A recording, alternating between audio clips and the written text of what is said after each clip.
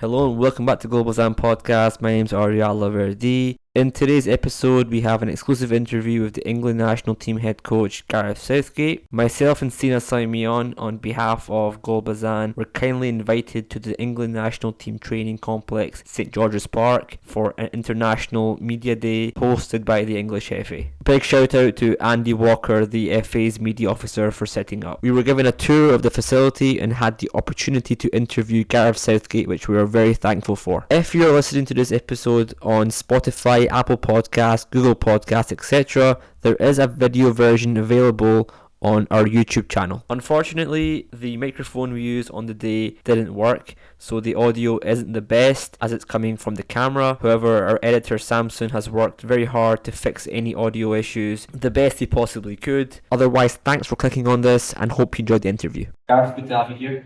Thanks for your time, appreciate it. Obviously, you were at the game against Senegal for Iran. Carlos Queiroz back now, I think, coach of the national team. Do you think that changes anything for you from a preparation standpoint going into the World Cup? Considering those things I mentioned as a coach before, do you think you're going to change anything going into the World Cup? Well, we some of that is still to be seen because obviously Carlos only had a few days with the team, and you could see some changes within what they were doing. There obviously isn't a lot of time for any of the coaches to work now ahead of the tournament, where I think we're going to have one more game, possibly, wasn't coming up.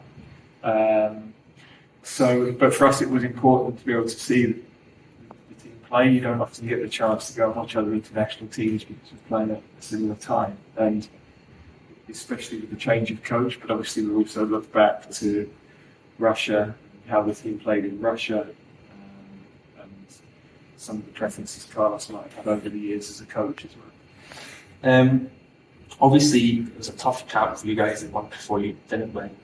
But overall, I think you've not had a win since March, if I'm not mistaken. It's been difficult results for England. Do you think that the importance of winning is going to be important? Because obviously, when you go to the World Cup, you've got to get a win. Do you think the players are going to be under pressure? Do you think you'll be under pressure that you have to get a win, considering that the Lions had two good performances in the World Cup? That win is going to be really important for you guys? I think that's always the case with tournaments in the first game, and there's so much emphasis on it anyway. We were the same in Russia. We were playing Tunisia in the first game. It was a really difficult game for us. We ended up scoring in stoppage time, really, or just before the end of the game. So we know it's a really tough first fixture for us, and there'll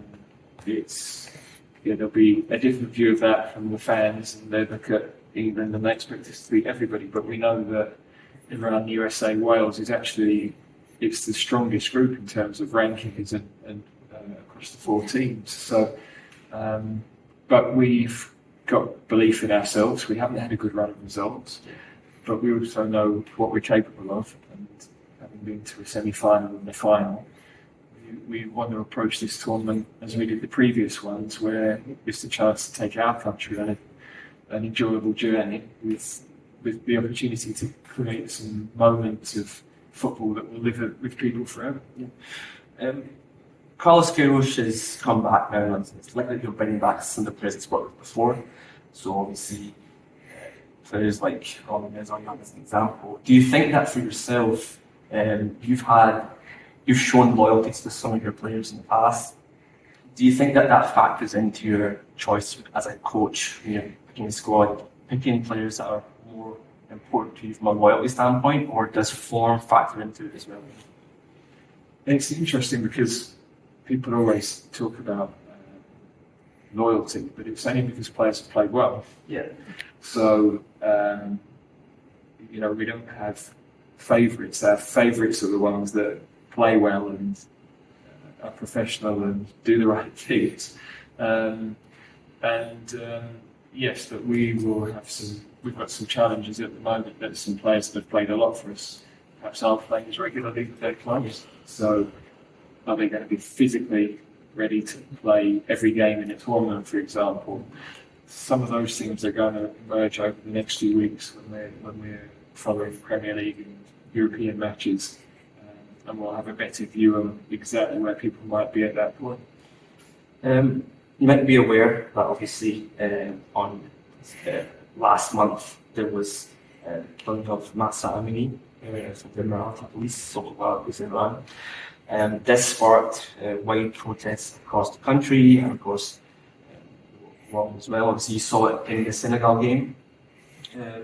You've been very vocal in the past years regarding football's responsibility to highlight these issues, and obviously players voicing their concerns and their opinions on it. How important do you think is it for footballers to acknowledge and support these wider issues, and do you think that you'll encourage even the fans to get behind to help with the Iranian fans to support this cause in the World Cup as well? Yeah, I think there's a balance. Our first job is to create a good football team, and with our national team, there's always the opportunity to affect things beyond football. Now, when that's been a situation that's directly affected us, for example, we've had experiences of racism as a team, and we've got a lot of players from different heritage backgrounds who've had tough journeys in their lives, and we've been able to speak about those things authentically and be able to make a difference. Yeah. Then there are other things that politically are more complicated, more difficult. You have to be very clear on the types of messages. So again, with the tournament being in Qatar, we've had to try to do a lot of research, be really clear on what we might be able to affect, what we might not be able to affect, what areas the government's dealing with. I have a responsibility as a national manager. I can't just stand and speak and not think about the consequences of the position I hold. So we're always assessing all of those things, and where we can make a difference, we'd like to, and where we're not as fully informed or there are cultural differences, we also recognise that we've got to be respectful that other countries have cultural differences, religious differences as well. So it is complicated, and I'm not a university-educated guy. I'm a guy that left school at 16 and is trying his best to help where I can. In terms of the World Cup, obviously, Queiroz just said that in his view, bigger teams have an advantage in terms of the schedule because smaller teams need more time to prepare, to have a good preparation compared to bigger teams. Do you agree with that? Do you think you have an advantage, or do you think that England are impacted by the schedule with this World Cup? Yeah, I understand the point. I would say that all teams would like more preparation time, really, all coaches, because the Premier League will finish Saturday, Sunday. We will have Monday to report, Tuesday to travel, so only really at best 4 days on the training ground to prepare for our first match. And ahead of Russia, we had almost a month, so it's a big difference. And there's also a concern around the number of matches now between now and the tournament. That's out of our control, and how many players might we lose. But look, I think most teams are facing those difficulties, and we've all got to adapt and accept that this is different, and we've got to try and make the best possible case of it. Obviously, all the teams in Group B have had difficulties in the World Cup. It's been hard for everyone for various reasons. Do you think that as a result, there's more chance of a surprise happening in this group? I think the whole tournament is really hard to predict because so many of the countries have had disjointed preparations, players missing, difficult results, negativity around the teams. So I do agree. I think the potential for upsets, the potential for unexpected results, it does feel quite high.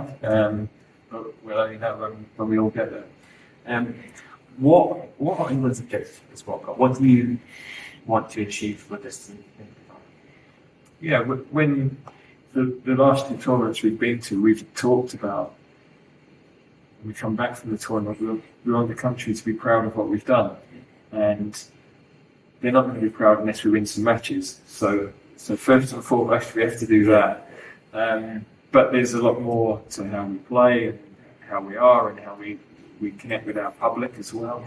So I never like to say to make the final, the semi-final, the final, whatever it might be. It's obvious we want to go there to win. There's no point in us thinking any differently. But what would be the objective? Yeah, that our fans go on another brilliant experience. The last two tournaments have been fantastic. That hasn't always been the case. I've travelled to World Cups. I haven't been a player or a coach, and seen fans on planes flying to venues, the carnival of it all. And sometimes you miss out on that as the guys in the camp. And when I saw what it means to the fans to celebrate the wins and to be part of this football experience. So we want them to have that, and we want to go and win some matches and come home and they're proud of the team. There's been a lot of eyes on this group, obviously massive. England, USA, Wales, obviously England playing Wales, Iran playing USA, it's all lots of storylines in the media. Do you think that puts pressure on the players? How do you think the players are going to cope with that at the World Cup? What would you tell them to do? Well, in the end, pressure is what we decide. Yeah.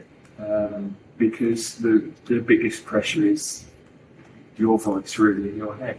The narratives around certain games do throw up great stories, and Wales, England, I don't think there's been an all-British game with England involved in a World Cup before. So that is going to create a lot of headlines and a lot of excitement, drama over here. But it is just another game of football, and we've got to be better than them and defend better and attack better and deal with the occasions. And in the end, that mindset is key. There's always going to be pressure on the England team. We have to deal with it. Thanks a lot for your time. Appreciate it. All the best. Thank you. Thanks again to the English FA and Gareth Southgate for their time and hospitality. We thoroughly enjoyed the experience. Hope you enjoyed the interview, and stay tuned for more exclusive interviews coming soon. Subscribe to us on YouTube and all other podcast platforms. Follow us on social media at Bezan. Check out our website, goalbezanpodcast.com. Thanks for listening and take care.